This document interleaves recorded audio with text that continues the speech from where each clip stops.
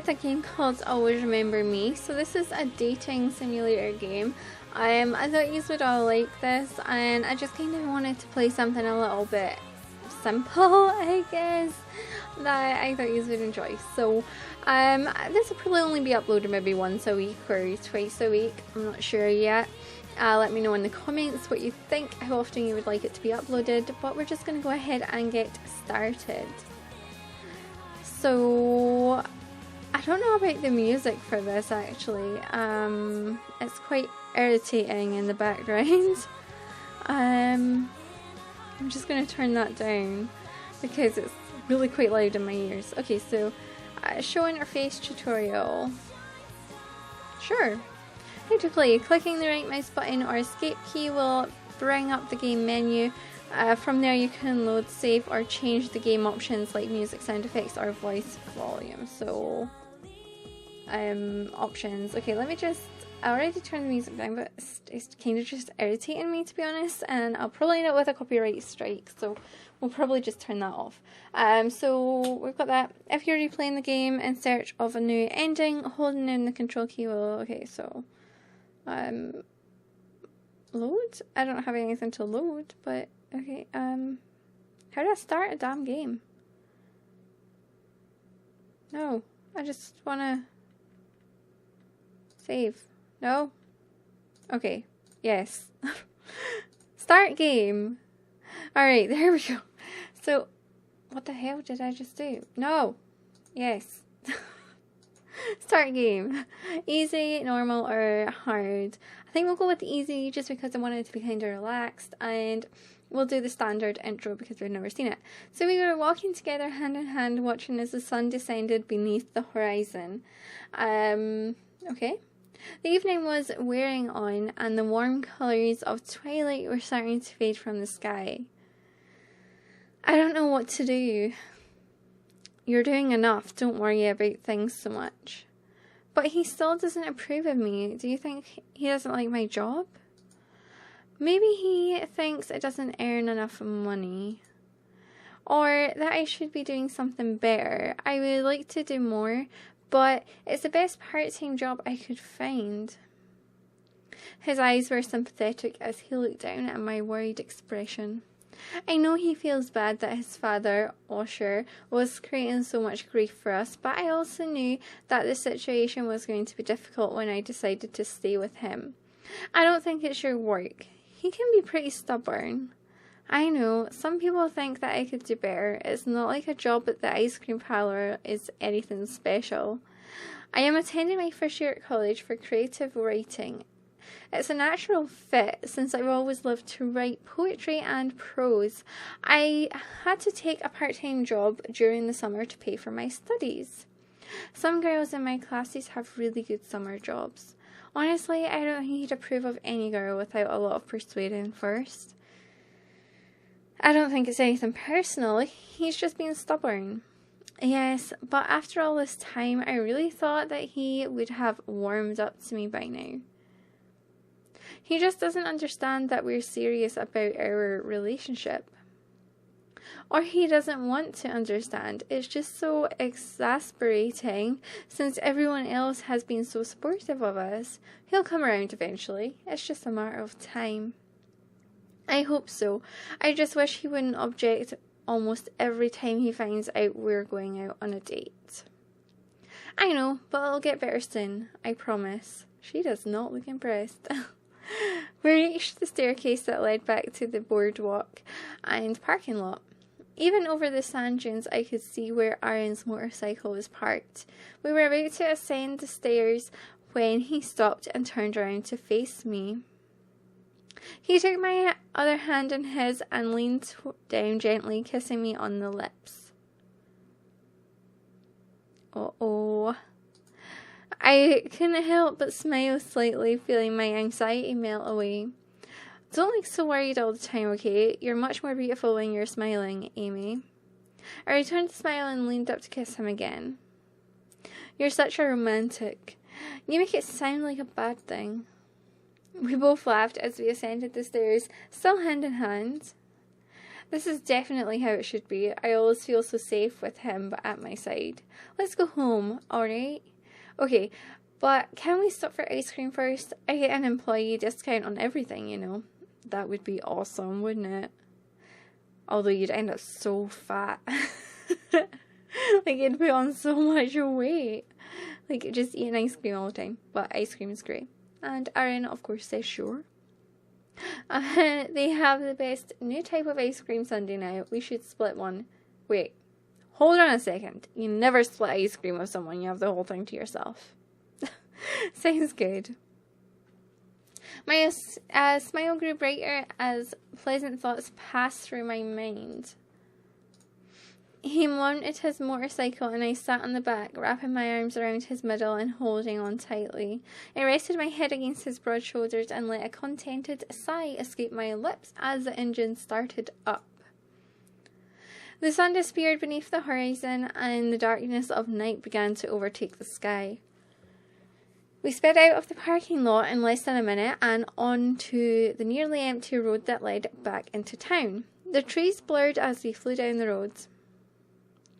We were only driving for a short while before a strange feeling of foreboding settled over me. I don't know what that said. I shivered involuntarily despite the warm temperature and squeezed down tightly, watching as it got darker and darker on the one-way road. And why? Hang on a second. Why are they not wearing helmets if they're on a motorcycle? They don't even have their proper clothing on right now. I am not impressed by this. I was thinking of what to make for us for breakfast in the morning when we reached an intersection. We waited patiently for the light to change colour, and when the green circle lit off its artificial glow, Aaron resumed driving. We had just entered the intersection when very suddenly I heard it. What? I looked up, eyes wide with confusion, to see another car barreling down the road, swerving back and forth as it approached us. Aaron tried to steer away from the oncoming vehicle, but there was no hope of evasion. The car made no attempt to brake as it passed through the red light and collided with us. All I remembered before the hellacious sound of the crash and losing consciousness was Aaron turning the motorcycle to try and protect me from being directly hit. When I opened my eyes, the brightness of the lights above me were almost blinding. Though I had never spent very much time in hospital, I recognised the scent of disinfectant and various other cleaners to be similar to what one smelled in a doctor's office. Where am I? It took me another moment of waiting for my eyes to adjust to the bright lights before I remembered what had happened. My eyes widened in horror at the vividness of the memory. Aaron! I sat up abruptly, feeling a dull ache when I moved. A nurse in the hallway heard my sudden cry and quickly hurried inside the room. Okay, so here's the nurse. Miss, please lie back down. You weren't seriously injured in the crash, but we would like you to rest before we decide if you're ready to be released. I will be looking after you until that time comes. Your injuries are minimal, only minor bruising, but we can't let you... Oh my goodness. Oh, there's reading. It's giving me a sore throat. But we can't let you leave just yet. We were in a car accident, right? That's correct, but please, lay back down. We're very glad to see you conscious, but rest is imperative. I reluctantly laid back down, but I was completely awake and not letting the woman leave before I heard a proper explanation. Can you tell me what happened? What about the man who was with me? Aaron, is he okay? The nurse's expression seemed to darken slightly when I mentioned him, which made me worry even more. What happened? I have to know. I am not fully aware of the situation. I need to call Dr. Rayner. He can explain everything to you. He is awfully young to be a doctor. I waited impatiently, dissatisfied with the nurse's quick departure. It only took a few moments for a handsome young man in a doctor's uniform to enter the room. I was surprised to see that he wasn't all that much older than Aaron and I, most likely a fresh graduate out of medical school. Good evening, Amy. I'm very glad to see you're awake. My name's Eddie Rayner, but you can call me Eddie. No. Doctors do not ask you to call them their first name.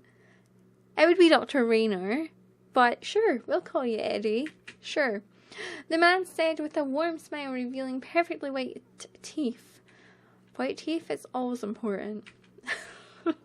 Yes, good evening. What time is it? Is it still Saturday? Actually, it's technically Sunday. It's 3 in the morning. I'd be happy to answer your questions, but you should probably get back to bed soon. I'm not doing anything until I find out what happened to Aaron. The young doctor's smile faded, his reaction much like the nurse's. Unable to hold back my oh my goodness, I cannot talk. Unable to hold back my growing worry, I found myself starting to yell as tears gathered in my eyes. I have to know what happened to him. Please, is he alright? Eddie stood up and nodded toward the door, motioning for me to follow. I felt my heart sink, then begin to fill with cold dread. He noticed the fear in my expression and gave me a brief explanation. I'd rather show you his current condition, but I assure you, he's fine, and his life is in no danger. He has sustained a head injury. He'll recover, and it didn't seem to have done any severe damage, but he has lost some of his memories. We're still trying to observe the specifics of just what he has forgotten. As the nurse probably told you, your injuries are minimal. Please follow me. I can take you to him so you can see that he is all right. I hurried, pulling on a pair of slippers that had been left beside my bed, and followed after the young doctor as he led me out of my hospital room and into the hallway, listening attentively to every word he said. Oh my gosh. I am so tired. But hang on. Where is her parents? Like, why does she have no family member there? From what I can tell, he was trying to protect you during the crash. We're keeping you overnight for observations, but other than some bruises, you're perfectly okay. You don't have any broken bones or severe internal bleeding, thanks to Aaron's efforts. I felt my heart wrench as I followed him through the hallways. He wasn't walking very quickly, apparently conscientious of how tired I felt. Aaron. From what we can tell, Aaron is suffering from amnesia. He still retains long-term memories, but recent ones from the past few years are hazy and non-existent. He's quite a bit confused at the moment, so we want to be sure not to cause him any unnecessary emotional stress. We need him to regain his memory on his own, but it will be in slow steps. I see. This is my studio. I know this is a lot to take in, so please feel free to ask me any questions you might have. He still remembers his family, but he doesn't seem to recall anything from recent years. You mean he doesn't remember me? I'm sorry, we asked him about having a girlfriend, but he doesn't seem to remember anyone by the name of Amy. I felt the tears. I'd been determined not to cry, welling up again, ready to fall. I see. We walked through the doorway and into the room with a glass window that let me see into Aaron's room. I'm sorry to ask this of you, but since we don't want to cause him any grief or aggravate his condition, I must ask that you do not meet with him yet. He is very confused and needs to rest. I understand. I remained there for a long time, watching him and letting tears silently slip down my cheeks as two nurses spoke to Aaron, who wore a perplexed expression. How could you forget all about me? Okay, so you can move between locations using the map. Right now, you can only return back to your home, but later in the game, you'll be able to move where you want.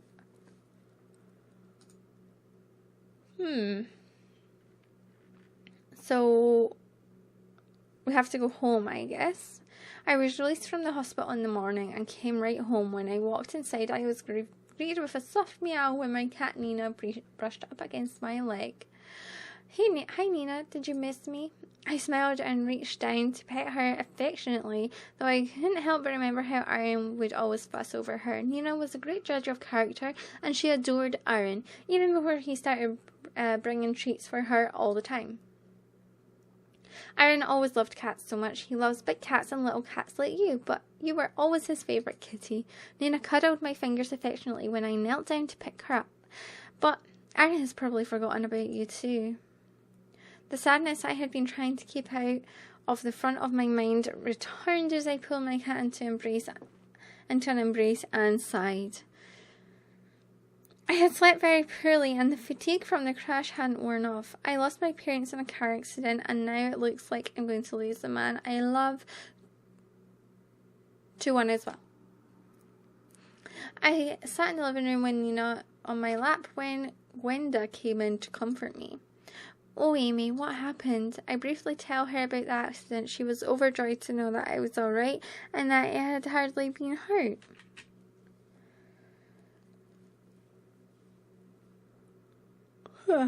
My gosh, I keep yawning. "Oh, thank God you're okay, but why didn't you call me?" "The doctor said I was alright and I didn't want you to worry about me." I had been staying with Aunt Gwenda for several years since my parents passed away when I was still young. Gwenda had taken care of me ever since. She is a kind woman, and I greatly appreciated how caring she had always been to me. However, her pension wasn't enough to fully pay for my college tuition, which is why I took the part-time job at the ice cream parlour. You can now make your first choice. Several icons will pop up showing all the possible actions in this location. On each icon, you'll see a brief description and the effects of the action. Each choice consumes at least one turn of game time. Some actions are available only during certain periods of the day. For example, Aunt Gwenda goes to bed very early, so you won't find her hanging about at the late hours. It's now noon, so a good thing to do could be to eat something, or you could just relax and read a book. So here's our choices. So you could talk with Gwenda, read old book, or cook something.